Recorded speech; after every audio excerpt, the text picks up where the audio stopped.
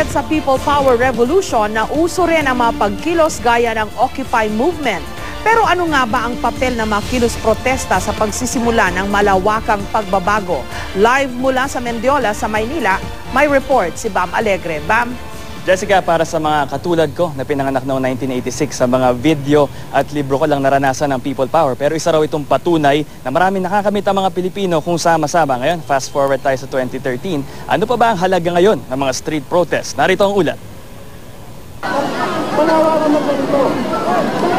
Tuwing may mapayapang pagtitipon ng mga Pilipino, laging bumabalik sa alaala ng marami ang 1986 EDSA Revolution.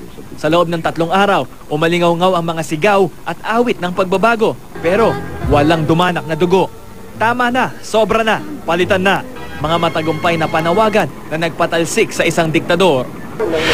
Matapos ang halimbawa ng unang People Power, ginaya na ito sa ibang bansa tulad ng Egypt. Pero tanging sa mga kilos protesta lang ba sa lansangan makakapagsimula ng pagbabago?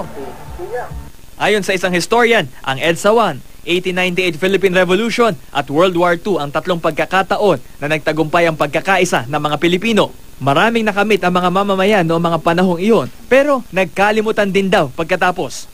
Bagamat meron din nabibigay siguro na partial na pagbabago, pero yung hinahanap talaga na bottom line or yung long-term goal na systemic change, wala pong nangyayari.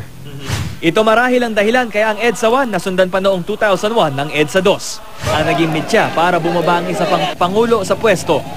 Makalipas ang 4 na buwan, ang mas magulong EDSA 3 naman. Pero pinagtatalunan pa rin hanggang ngayon kung dapat ba itong kilalanin.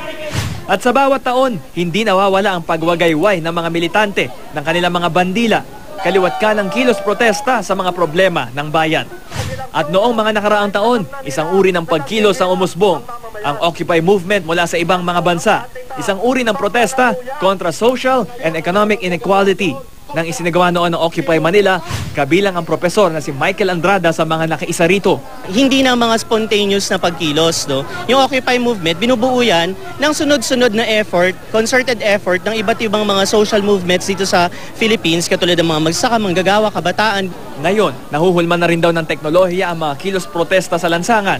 Sa tulong ng mga social networking sites katulad ng Facebook, Twitter at maging Instagram, mas madali nang iparating ang mga isyong napapanahon. At mas madali nang manawagan at mangimbita ng mga mamamayan sa mga pagtitipon. Kaya sila nandito dahil sila ay hinikayat, tinawag, sinabihan ng kanilang mga kaibigan. These are people within their group of friends, circle of friends. At hindi ito galing lang sa isang tao. Jessica, nandito tayo ngayon sa Mendiola Peace Arc sa ating likuran. Ito yung isang simbolo ng aktivismo ng mga mamamayang Pilipino. Pero sa ngayon, tahimik na rito at wala ng mga rallyista. Yan ang latest dito sa Mendiola. Balik sa'yo, Jessica. Maraming salamat, Bam Alegre.